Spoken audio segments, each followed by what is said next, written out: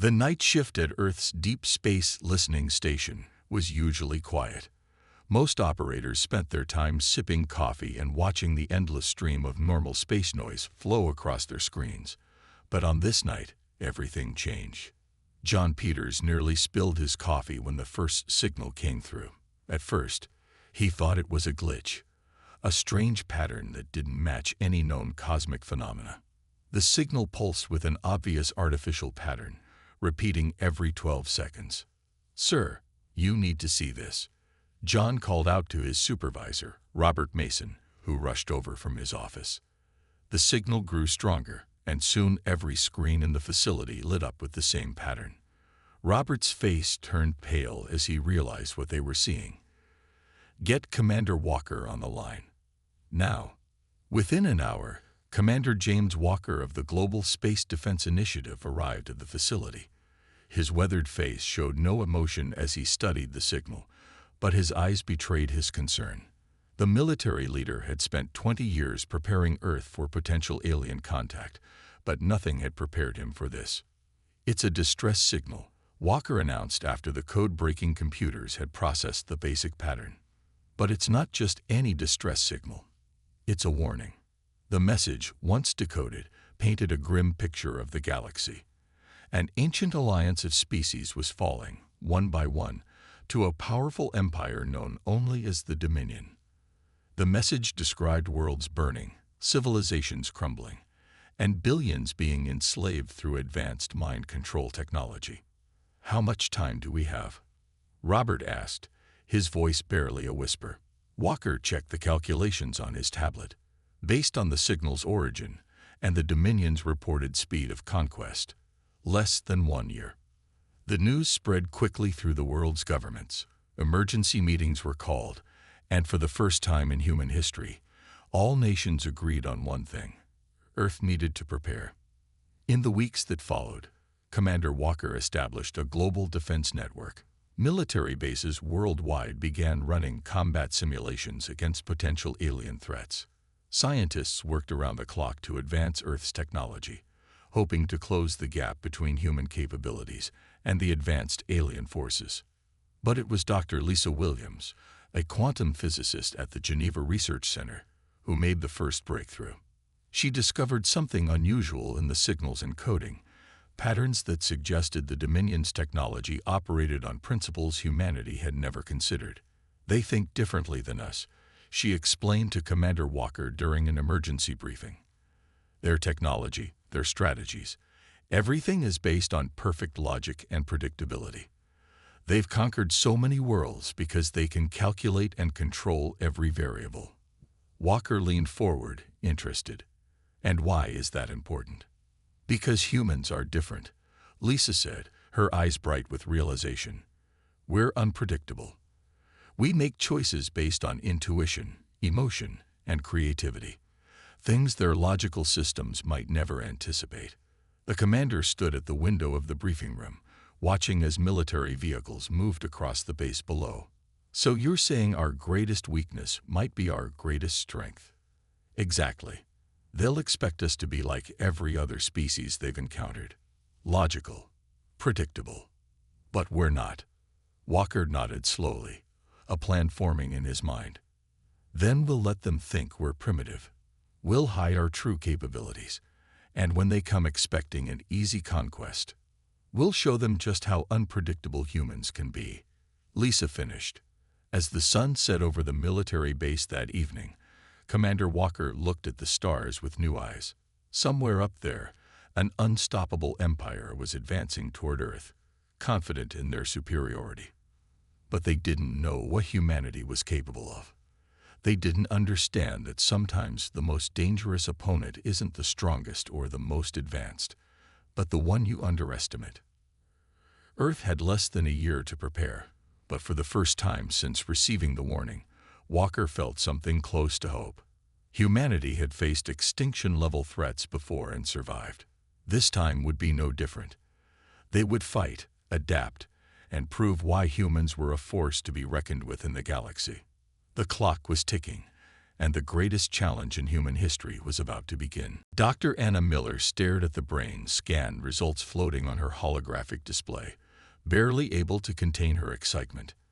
After 3 months of studying the encoded messages from space, she had finally found something remarkable about human neural patterns. "This can't be right," she muttered, running the tests again. But the results came back the same. She grabbed her phone and called Commander Walker immediately. Within an hour, the command center's meeting room was filled with Earth's top scientists and military leaders. Dr. Miller stood before them, her hand steady as she projected the comparison images onto the main screen. "Look at these neural patterns," she said, pointing to 2 different brain scans. "The left is a human brain. The right is what we've decoded from the Dominion's data about other species they conquered. Notice anything different?" Commander Walker leaned forward, his eyes narrowing. "The patterns don't match." "Exactly," Dr. Miller smiled. "Every species the Dominion has encountered shares a similar neural framework. It's why their mind control technology works so effectively. But humans, we're different. Our brains evolved on a completely different path." The room burst into excited whispers. Admiral Rogers, the oldest military leader present, raised his hand. "Are you saying we're immune to their control?" "Not completely immune," Dr. Miller clarified, "but highly resistant. Their technology would struggle to maintain control over human minds. We think differently, process information differently. Our emotions and instincts follow patterns they've never encountered before." The military leaders exchanged meaningful looks. This was the advantage they had been searching for. Meanwhile, at the Global Defense Training Facility, Major David Brown was making another important discovery. His team had been running combat simulations against predicted Dominion tactics, using their advanced AI to mimic alien strategy. "Run it again," he ordered, watching as human soldiers faced off against the AI in virtual combat. Time after time, the human soldiers achieved unexpected victories by making choices the AI considered illogical or inefficient. Major Brown compiled his findings and sent them directly to Commander Walker. The message was clear. Human unpredictability was proving to be a powerful weapon. A week later, the command center received another encrypted transmission from space. This one contained detailed information about the Dominion's conquest patterns. They always followed the same steps: scan for technology levels, assess threat potential, and then strike with overwhelming force. "They're going to underestimate us," Commander Walker said during the next strategy meeting. "Their scans will show them a planet that's barely achieved spaceflight. They'll see our visible military technology and think we're an easy target." Dr. Miller nodded in agreement. "And they won't detect our hidden advantages. Our neural resistance, our unconventional tactics, our ability to think creatively in crisis situations. These are things their scans can't measure." Earth's preparation entered a new phase. On the surface, everything continued as normal. Cities buzzed with regular activity, satellites maintained their usual orbits, and radio signals carried ordinary transmissions. But underground and in hidden facilities around the world, humanity was preparing its surprise. Scientists worked to amplify their natural neural resistance. Military forces trained in unconventional warfare tactics. Engineers developed weapons that looked primitive but contained hidden capabilities. Everything was designed to reinforce the Dominion's assumption that Earth would be an easy conquest. "We're not just fighting for survival anymore," Commander Walker told his officers during a briefing. "We're fighting to show the galaxy something new.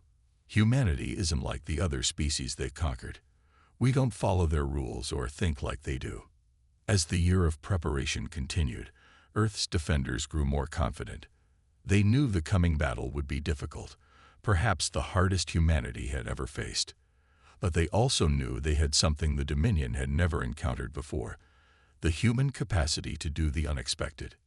The Dominion was coming, expecting to find a primitive species ready for conquest. Instead, they would find humanity, ready to change the fate of the galaxy. The Dominion ships appeared on a Tuesday morning. They came out of nowhere, massive black vessels that blocked out the sun over major cities across Earth. Their arrival was exactly as the warning message had described: sudden, overwhelming, and designed to cause panic. But Earth was ready. Commander Walker stood in the Global Command Center, watching the massive ships on the main screen.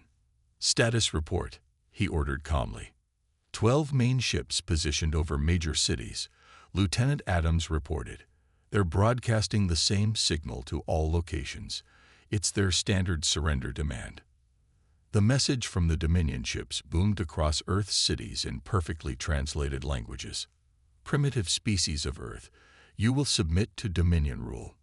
Resistance is futile. Our scans show you lack the technology to oppose us. Submit now, and your species will be preserved." Walker allowed himself a small smile. "They took the bait. Send the response we prepared." Earth's reply was simple, a basic radio signal that sounded frightened and confused. Meanwhile, hidden beneath the surface of every major city, humanity's real defenses waited. The Dominion's first wave of smaller ships descended exactly as predicted. They aimed their mind control beams at the population centers below, expecting an easy conquest, like all their previous victories. Nothing happened. In the command center, Dr. Miller monitored the neural resistance readings. "It's working," she exclaimed. "The population's natural resistance, combined with our amplification technology, is completely disrupting their control signals." The Dominion ships hovered in confusion, their sensors trying to understand the failure. That's when Walker gave the signal. "All units, execute Planned Thunder," he commanded. Across the globe, the ground split open as hidden launch bays activated. Earth's defenders emerged, wielding weapons that looked primitive but carried devastating surprises. The Dominion ships, programmed to ignore such seemingly basic technology, didn't raise their shields in time. Major Brown led the first counterattack in North America. His soldiers used tactics that made no sense to the Dominion's battle computers, charging when they should retreat, splitting up when they should group together, attacking from impossible angles. The aliens' advanced AI couldn't predict moves that defied its logical programming. "They're falling back," Brown reported as the first wave of Dominion ships retreated in disarray. "Their formations are breaking." In the command center, Walker watched as similar reports came in from around the world. The Dominion's perfect record of first contact victories was about to end. But the alien empire wasn't finished. Their main ships began charging weapons, preparing to simply destroy what they couldn't control. That's when Walker revealed humanity's final surprise. "Launch the pulse," he ordered. Hidden satellites activated, releasing an electromagnetic pulse specially designed to interact with Dominion technology. The massive ship's systems flickered and failed, their weapons powering down. "Impossible." The Dominion's commander's voice boomed across all channels. "Your species lacks the advancement for such technology." Walker pressed the broadcast button. "You made 2 mistakes today. First, you judged us by your standards. Second, you believed what we wanted you to see." The remaining Dominion ships retreated, vanishing as quickly as they had appeared. In cities across Earth, people emerged from their shelters to see the sky clear once again. Humanity had just done what no other species had managed. They had driven back the Dominion's first assault. In the aftermath, Walker gathered his command staff. "They'll be back," he said seriously. "And next time, they won't underestimate us." But today, we proved something important. Humanity isn't just another species to be conquered. We're something new. Dr. Miller added, "We've shown the galaxy that the Dominion isn't invincible. Their perfect system can be beaten by something they don't understand: human unpredictability." As cleanup crews began repairing the minimal damage from the battle, Earth's defenders knew this was just the beginning. The Dominion would return, but they would find humanity ready and waiting.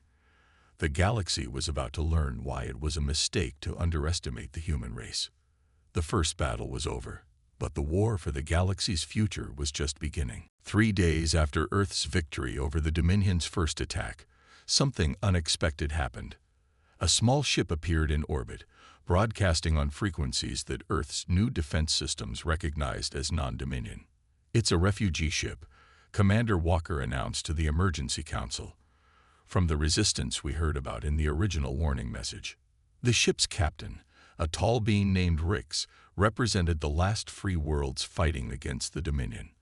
When he stepped into the United Nations emergency chamber, his translator conveyed a message of hope. "For 1,000 years, no world has survived first contact with the Dominion," Rick said, his silver eyes scanning the human delegates. "Until now. Until Earth." Admiral Tom Reed, Earth's chief diplomatic officer, stepped forward to greet the alien visitor. "We had good warning and time to prepare," he said modestly. Rick shook his head. A gesture he had learned was universal among humans. Many worlds had warning. Many had time. None had your uniqueness. Your victory has changed everything. Over the next few hours, Rick shared the full story of the resistance. Scattered across hidden bases in remote star systems, survivors from dozens of conquered worlds had been fighting a losing battle against the Dominion. Their advanced technology was no match for the Empire's overwhelming force. "But you," Rick said, displaying holographic images of Earth's battle, "you fought differently. Your neural resistance, your unpredictable tactics, these are things the Dominion cannot counter. We need your help." Admiral Reed called an immediate meeting with Earth's leaders. The decision was unanimous. Humanity would join the resistance. Within days, Earth's scientists began sharing their research on neural resistance. Dr. Miller worked with alien scientists, amazed at how different their thought processes were from humans. "It's not that they're less intelligent," she explained to Commander Walker. "They're brilliant, but in a completely different way. They think in patterns, in perfect logic. We think in chaos, in creativity. Together, we might be unbeatable." The resistance leaders were particularly interested in Major Brown's combat tactics. They watched in amazement as human soldiers demonstrated maneuvers that their own battle computers labeled as illogical or inefficient, but proved surprisingly effective. "Your soldiers choose to attack when retreat offers better odds," one resistance commander observed. "Yet somehow, it works." Brown smiled. "Sometimes the best move is the one your enemy believes no one would be crazy enough to try." As more refugee ships arrived, Earth became a beacon of hope for the galaxy's freedom fighters. Admiral Reed worked tirelessly to forge agreements between species that had never cooperated before. Humans' ability to think outside conventional patterns proved valuable in diplomacy as well as combat. "The Dominion's greatest weapon was always fear," Reed told the growing alliance. "They convinced every species that resistance was futile. But Earth proved them wrong.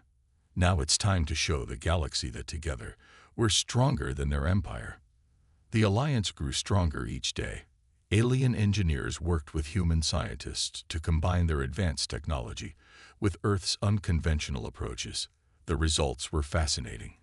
Weapons that looked like simple projectiles but carried complex energy fields, shields that adapted randomly like human immune systems.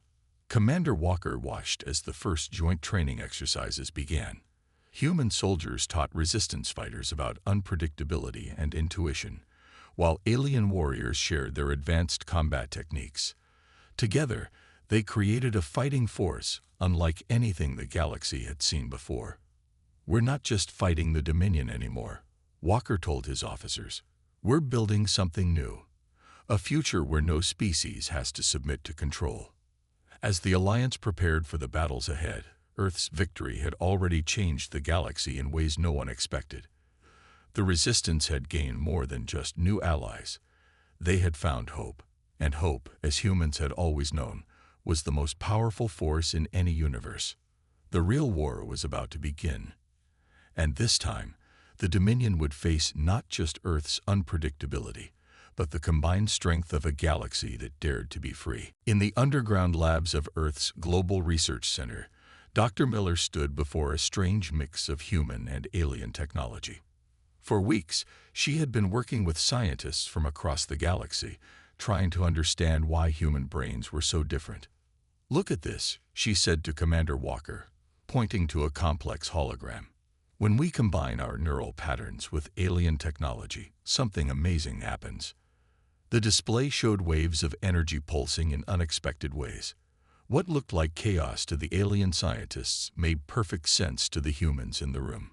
It was the pattern of unpredictability itself.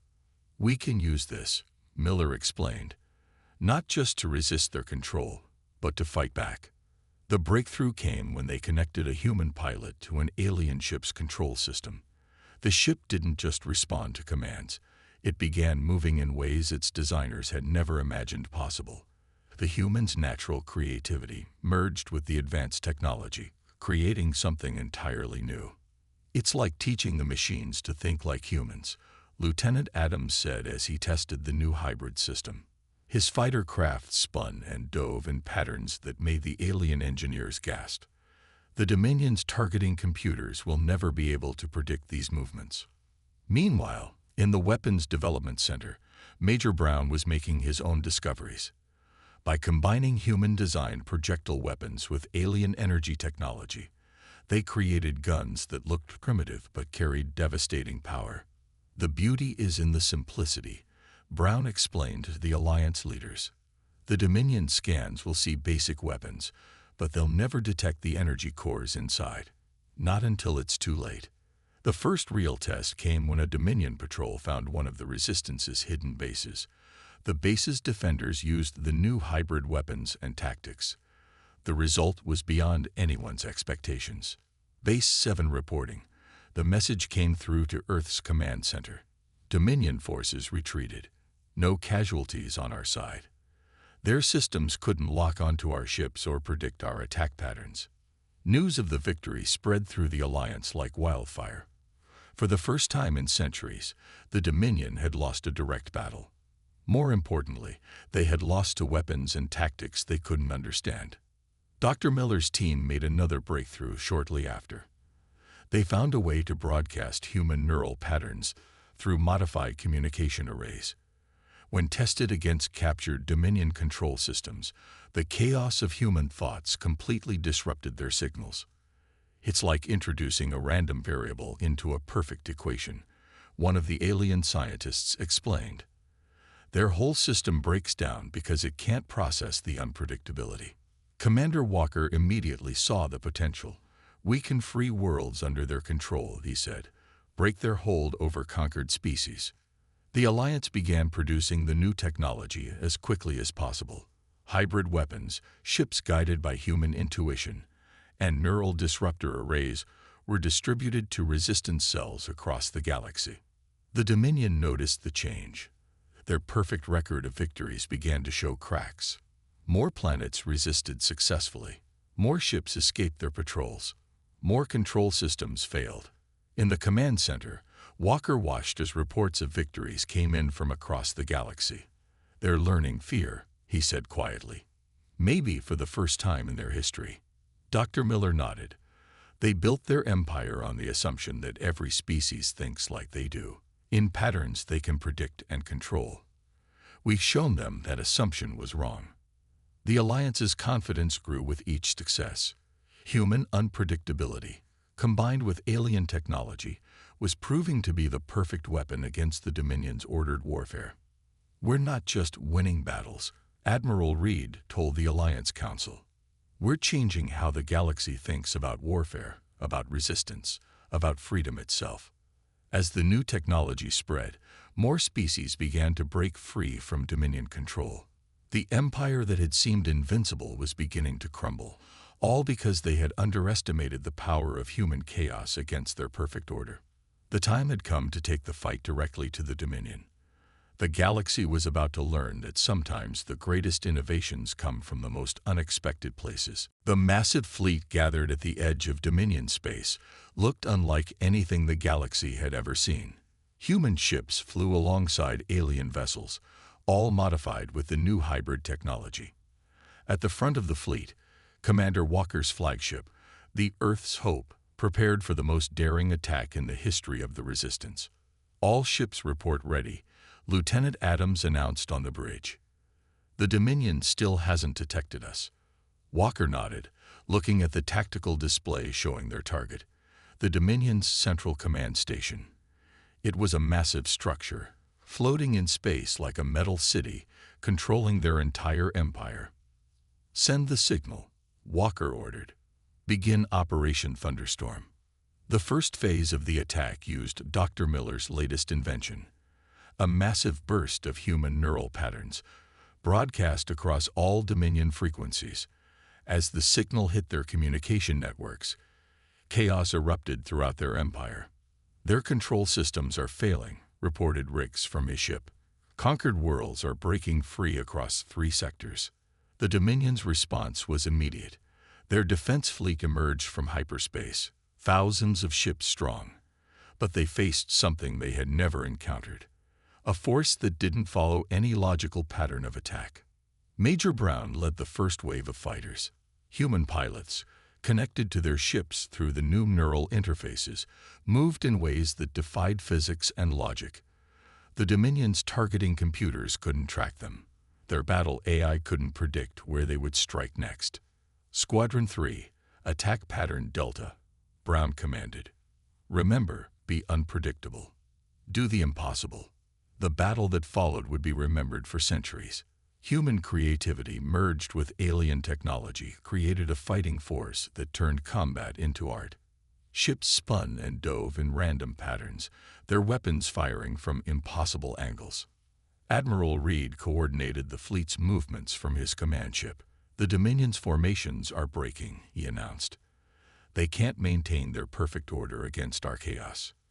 Meanwhile, Dr. Miller monitored the neural disruption signal from Earth's command center. "The signal is working better than we hoped," she reported over the comm. "Their entire control network is collapsing.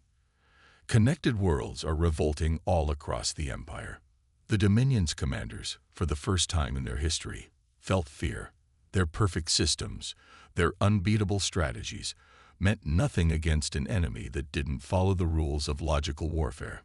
Walker saw their chance. "All ships, focus fire on their central command station. Pattern Omega, the one we never practiced. Hit them with everything we don't have." The Alliance fleet moved as one, but each ship followed its own random path. Dominion analysts would later say it looked like a swarm of insects, beautiful and terrifying in its controlled chaos. The command station's shields, designed to stop logical attack patterns, couldn't handle the randomness of the assault. Gaps appeared, and the Alliance's weapons found their marks. "Their main reactor is destabilizing," Adams reported. "The station is beginning to break apart." As the Dominion's central command crumbled, their fleet fell into disarray. Without the station's coordination, their perfect formations became confused and vulnerable. "Send the message," Walker commanded, "to all Dominion ships and worlds. The age of control is over." The response was beyond anything they had hoped for. Across the galaxy, conquered species rose up against their weakened controllers. The Dominion's empire, built on perfect order and control, couldn't survive the introduction of human chaos. In the aftermath of the battle, as Walker watched the remains of the command station drift in space, he received messages from dozens of freed worlds. The galaxy was changing, becoming something new. "Humanity did more than win a war today," Admiral Reed said, standing on the bridge of Earth's hope. "We proved that perfection isn't the answer. Sometimes the greatest strength lies in being unpredictable, in daring to be different." The battle was over, but its impact would echo through the galaxy forever. The day humanity showed the universe that sometimes the best way to fight order was with a little chaos. The age of the Dominion had ended. The age of freedom had begun. 1 year after the fall of the Dominion's Central Command, the galaxy had changed in ways no one could have predicted. Commander Walker stood at the window of the newly built Galactic Alliance headquarters on Earth, watching ships from 100 different worlds move through the sky. "It's still hard to believe sometimes," Admiral Reed said, joining him at the window. "Just 2 years ago, we thought we were alone in the universe." The Admiral handed Walker a datapad showing the latest reports. Former Dominion worlds were flourishing under their new freedom. A hybrid technology that combined human creativity with alien advancement had sparked a golden age of innovation. Dr. Miller's research center had become the galaxy's leading institution for studying consciousness and technology. Scientists from every known species came to Earth to learn about human neural patterns and unpredictability. "We found something fascinating," she told a group of alien researchers during a presentation. "Each species has its own kind of chaos, its own type of creativity. The Dominion didn't suppress our differences, they suppressed what made each of us unique." Major Brown had transformed the old Global Defense Initiative into a new kind of military academy. Here, warriors from across the galaxy learned to combine human tactical chaos with their own natural strengths. "The trick isn't to fight like humans," he explained to his diverse class of students. "The trick is to find your own way to be unpredictable. Every species has something special to offer." The changes weren't just military. Earth had become a cultural center where different species shared their art, music, and ideas. The chaos of human creativity mixed with alien perspectives created new forms of expression never seen before in the galaxy. Rix, now serving as an ambassador, often remarked on how the humans had changed the fundamental way species interacted. "Before, we all tried to be perfect, to follow the Dominion's example," he said during a council meeting. "Now we understand that our imperfections, our differences, are what make us strong." The former Dominion citizens, freed from their rigid control systems, discovered their own kinds of creativity. Many were surprised to find that they too could think in new and unpredictable ways once they allowed themselves to embrace chaos.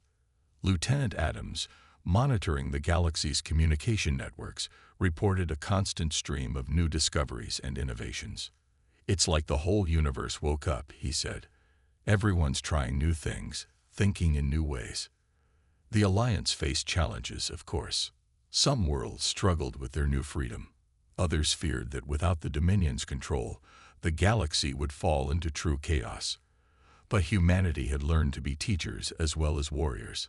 "Freedom isn't about having no structure," Walker explained to a gathering of planetary leaders. "It's about finding the right balance between order and chaos, between tradition and innovation." Dr. Miller's neural research revealed something even more profound. Every species has the potential for both logic and chaos, she published in her groundbreaking paper. The Dominion didn't fail because they were too logical. They failed because they denied half of what makes life in this galaxy special. As the second anniversary of the Dominion's fall approached, Earth hosted the first Galactic Cultural Exchange Festival. Ships from thousands of worlds filled the skies, bringing visitors eager to share their newly rediscovered creativity. Walker watched the festivities from the Alliance headquarters, remembering the day they first received the warning signal. "We thought we were preparing for the end," he said to Admiral Reed. "Instead, we helped create a new beginning." "Humanity didn't just save the galaxy," Reed replied. "We showed it a new way to exist. Not in perfect order, not in total chaos, but in the beautiful balance between the two." As the celebration continued below, fireworks and energy displays from 100 worlds lit up Earth's sky. Each pattern was unique, each display unpredictable, yet somehow they all came together in a harmony that would have been impossible under the Dominion's rule. The galaxy had learned its most important lesson. True strength comes not from forcing everything to be the same, but from celebrating what makes each of us different. And that was a lesson worth changing fate for.